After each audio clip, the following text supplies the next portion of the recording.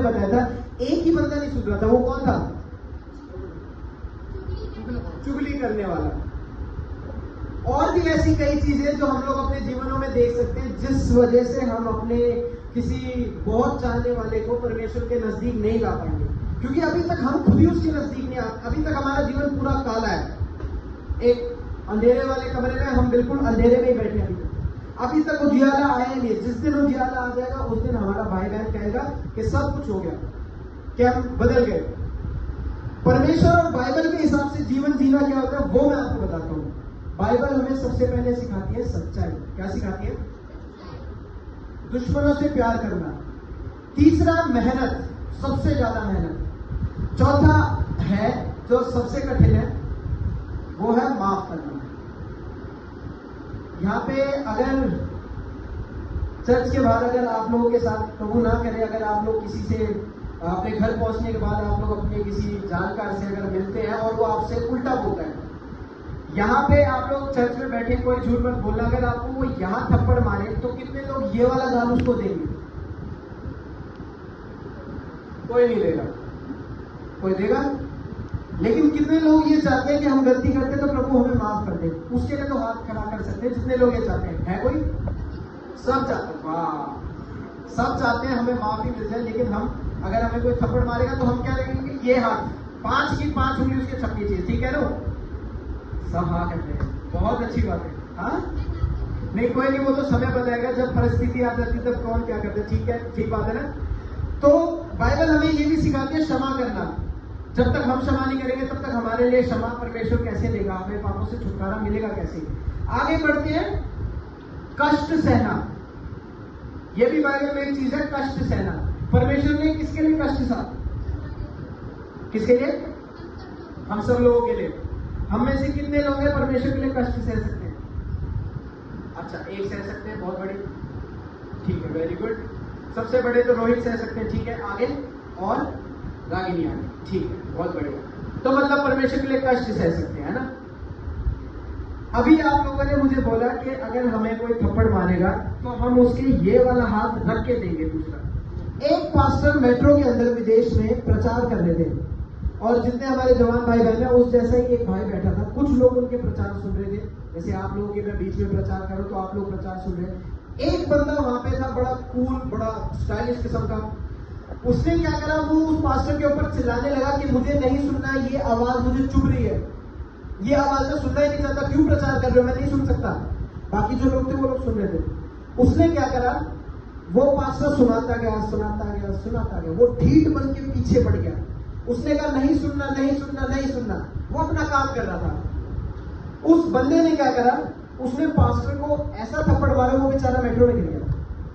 और इतनी जोर का थप्पड़ मारा, वो बहुत बुजुर्ग थे, उनसे बहुत बुजुर्ग पास्टर थे और उनके थप्पड़ मारा। अब अगर मान लीजिए वो पास्टर आपके और मेरे जैसे होते तो वो करते क्या? अरे माइक नीचे करके बता सकते हैं? क्षमा करते हैं। नहीं नहीं, हमारे जैसे होते अगर तो क्या करते हैं? अभी तो हमने बता दिया हम कैसे है ना। क्षमा में अभी थोड़ी सी हमें दिक्कत परेशानी होती है।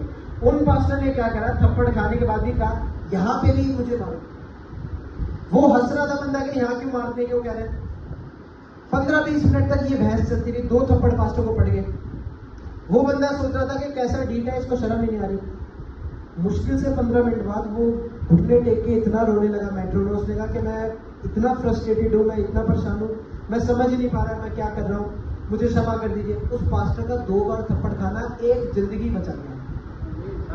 हालेलुया। उस पास्टर ने सिर्फ 2 बार से थप्पड़ खाए और वो मसीह में इतना मजबूत विश्वासी हो गया। आज वो हम जितने हमारे जवान भाई बहन है, अमित है, जितने अच्छी वर्शिप वो करा रहे हैं, वैसी वर्शिप कराने वाला वो लड़का बन गया। किसकी वजह से?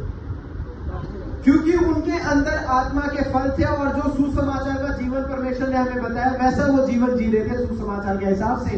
वो मंडे से शनिवार पार्टी नहीं कर रहे थे, वो सिर्फ इतवार वाले मसीह नहीं बन रहे थे, वो पूरा दिन अपने जीवन को मसीहत में बिता रहे थे, दुआ प्रार्थना में बिता रहे थे, अपने धंधे में और बाकी चीजों में भी।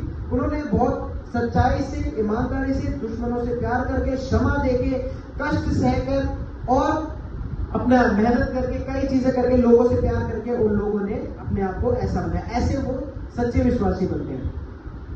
परमेश्वर का वचन सिखाने से पहले सबसे पहले कुछ भी परमेश्वर का वचन छोड़िए, अगर हम पढ़ाई भी करते हैं, टीचर भी सिखाने से पहले खुद सीखता है।